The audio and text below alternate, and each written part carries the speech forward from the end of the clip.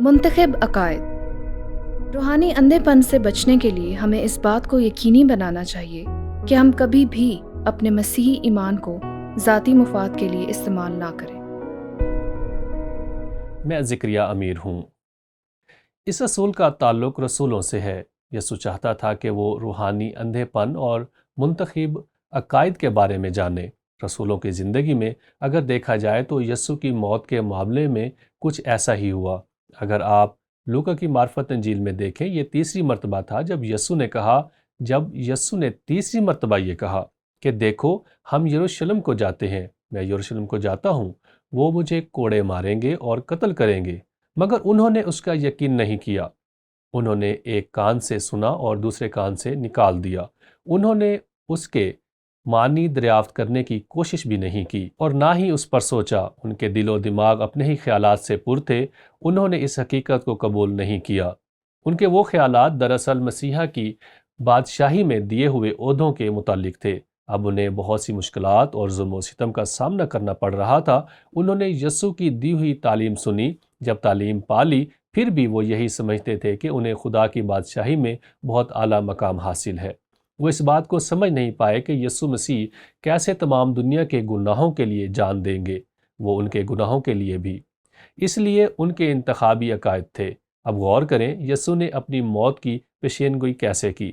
لوکا کی معرفت انجیل کے 18ویں باب کی 31ویں آیت میں، پھر اس نے ان 12 کو ساتھ لے کر ان سے کہا کہ اب اس میں کوئی شک نہیں وہ کس سے بات کر رہا تھا۔ وہ ان 12 کو ساتھ لے گیا اور ان سے کہا، دیکھو ہم یروشلم کو جاتے ہیں اور جتنی باتیں نبیوں کی معرفت لکھی گئی ہیں ابن آدم کے حق میں پوری ہوں گی۔ وہ کن نبوتوں کی بات کر رہا ہے؟ وہ اپنی موت کے متعلق کی گئی نبوتوں کی بات کر رہا ہے، اور پرانے عہد نامے کی نبوتوں میں آیت 32 کیونکہ وہ غیر قوم والوں کے حوالے کیا جائے گا اور لوگ اس کو ٹھٹھوں میں اڑائیں گے اور بے عزت کریں گے اور اس پر تھوکیں گے اور اس کو کوڑے ماریں گے اور قتل کریں گے، اور وہ تیسرے دن مردوں میں سے جی اٹھے گا۔ وہ پرانے عہد نامے کی نبوتوں کی بات کر رہا تھا۔ وہ ان چیزوں کو بالکل نہیں سمجھتے تھے۔ اور آپ کہنا چاہتے ہوں گے، پطرس کیا تم نے کبھی یسایہ نبی کے صحیفے کا 53واں باب پڑھا؟ کیا تم نے کبھی یسایہ 53 پر ربیوں کی تعلیم سنی، جہاں لکھا ہے اس کو چھیدا جائے گا، وہ ہماری خطاؤں کے سبب سے گھائل کیا گیا، اس کی تحقیر کی گئی اور لوگوں نے اسے رد کیا۔ یہ یسایہ کی کتاب کے 53 باب سے لیے گئے الفاظ ہیں۔ آج بھی جب یہودیوں سے یسایہ کے صحیفے کے 53 باب کے بارے میں پوچھا جاتا ہے تو وہ اس کو سمجھا نہیں پاتے۔ یہاں تک کہ ربیوں نے یسایہ 53 باب پر بات کرنا چھوڑ دیا ہے، کیونکہ وہ یہ سمجھتے ہیں یہ بہت مشکل باب ہے۔ مجھے یاد ہے جب میں یروشلم میں تھا، بحر مردار کے تمار ملنے کے نتیجے میں وہاں کتاب کا مزار بنایا گیا ہے جو غاروں میں دریافت ہوئے ہیں۔ وہاں ہی انہیں یسایہ نبی کے صحیفوں کی ایک نقل ملی۔ وہ مکمل یسایہ کی کتاب تھی۔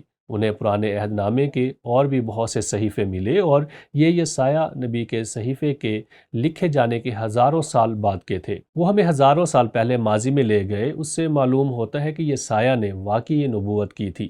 مجھے یاد ہے میں اپنے ٹور گائیڈ کے پاس گیا اور اس کے پاس اس کی ایک نقل ڈرم پر موجود تھی۔ اس پر لکھے عبرانی الفاظ گٹ مٹ ہو چکے تھے۔ اس پر کوئی آیات نہیں تھی، کوئی اعراب یا نقطے موجود نہیں تھے۔ میں نے کہا، لیور کیا آپ کو یسایہ 53 باب مل گیا؟ وہ 10 منٹ ڈھونڈتا رہا۔ وہ دیکھتا ہی رہا اور پھر اسے مل گیا۔ یہ نبوتیں وہاں موجود تھیں۔ وہ اس پر لکھی عبرانی زبان میں لکھی نبوت پڑھ سکتا تھا جو ہزاروں سال پہلے یسوع کے بارے میں لکھی گئی تھی۔ اب یسوع ان لوگوں سے کہہ رہا تھا کہ وہ اپنی جان دے گا۔ انہوں نے اس پر یقین نہیں کیا، حالانکہ ان کے پاس یہ ساری نبوتیں موجود تھیں۔ اب کچھ ایسا ہے جو میں چاہتا ہوں کہ آپ سمجھیں، غور کریں ان نبوتوں کا۔ اس کا مفہوم ان سے پوشیدہ تھا، وہ ان کے معنی نہیں سمجھ سکتے تھے، تو یہ کہنا آسان ہے کہ وہ اس کے ذمہ دار نہیں ہیں۔ اب پھر سے ہم خدا کے الہی قدرت کے راز اور فیصلے کرنے کے لیے اس کی دی ہوئی آزاد مرضی کے معاملے پر آ گئے ہیں جو اس نے ان آدمیوں کو دی تھی۔ حقیقت یہ ہے کہ وہ خدا کے الہی نظریے کے مطابق چیزوں کو سمجھ نہیں سکتے تھے، مگر انسانی لحاظ سے اپنے اندھے پن کے وہ خود ہی ذمہ دار تھے۔ میں اس کی وضاحت کرتا ہوں۔ یعقوب اور یوحنا جب یسوع نے یہ کہا، ان میں بحث ہو گئی کہ آسمان کی بادشاہی میں سب سے بڑا کون ہوگا۔ کیا آپ کو بھی ایسا لگتا ہے کہ یعقوب اور یوحنا اس کے ذمہ دار خود تھے۔ بالکل، آپ ہر چیز کا ذمہ دار خدا کو نہیں ٹھہرا سکتے کہ خدا نے انہیں اندھا کر دیا تھا تاکہ وہ یہ سب کچھ سمجھ نہ سکیں اور پھر انہیں اس کی وجہ سے ذمہ دار بھی سمجھا۔ خدا نے انہیں ان کے اپنے فیصلوں کی وجہ سے ذمہ دار سمجھا۔ ان کا فیصلہ کیا تھا؟ وہ یسوع کے ساتھ اس کی بادشاہی کا حصہ بننا چاہتے تھے۔ ان کے خاندان کے لیے ایک منصوبہ تھا۔ اگر آپ متی اور مرکز کی انجیل میں دیکھیں تو آپ کو دو ایسے واقعات ملیں گے۔ ایک میں ان کی ماں نے یسوع کے پاس آ کر کہا، فرما کہ یہ میرے دونوں بیٹے تیری بادشاہی میں تیری دہنی اور بائیں طرف بیٹھے۔ وہ یسوع کے مسیح کے طور پر آنے والی بادشاہی کا ذکر کر ہی رہی تھی کیونکہ انہیں لگتا تھا کہ وہ اسرائیل کا بادشاہ ہے اور وہی انہیں رومی حکومت سے چھٹکارا دلائے گا۔ ایک اور جگہ ذکر ہے، یعقوب اور یوحنا یسوع کے پاس آئے اور انہوں نے بھی یہی سوال پوچھا۔ تو سچائی یہی ہے کہ ان کا کوئی منصوبہ تھا۔ مجھے ایسا لگتا ہے کہ پہلے ان کی ماں آئی ہوگی اور اس نے درخواست کی ہوگی اور پھر وہ دونوں بھی آ کر اس میں ہاں ملانے لگے ہوں گے کیونکہ ان سب کا سوال وہی تھا، وہ عہدہ اور اقتدار چاہتے تھے۔ اب یاد رکھیں یہ اس کے بعد ہوا جب یسوع اندھے پن پر تعلیم دے چکا تھا، اور پھر بھی انہوں نے اس صورتحال میں بھی انہوں نے پطرس اور دوسرے رسولوں پر سبقت لے جانے کی کوشش کی، اور لکھا ہے جب دوسرے شاگردوں نے یہ سنا تو ان دونوں بھائیوں سے خفا ہوئے۔ وہ ان کی جسمانی سوچ کی وجہ سے ان سے خفا تھے۔ صرف یعقوب اور یوحنا ہی نہیں، باقی تمام رسول بھی خدا کی بات نہ سننے کے اتنے ہی ذمہ دار تھے۔ انہوں نے کوئی سوال بھی نہیں پوچھا، جیسے یسوع آپ کی بات نہیں سمجھ پائے، اپنی موت کے بارے میں مزید بتائیں، انہوں نے سنا ہی نہیں، وہ سننا ہی نہیں چاہتے تھے۔ خدا نے انہیں اس کا ذمہ دار ٹھہرایا۔ میں پھر سے وہ اصول دہراتا چلوں تاکہ ہم اس کو سمجھ سکیں۔ روحانی اندھے پن سے بچنے کے لیے ہمیں اس بات کو یقینی بنانا چاہیے کہ ہم کبھی بھی اپنے مسیحی ایمان کو ذاتی مفاد کے لیے استعمال نہ کریں۔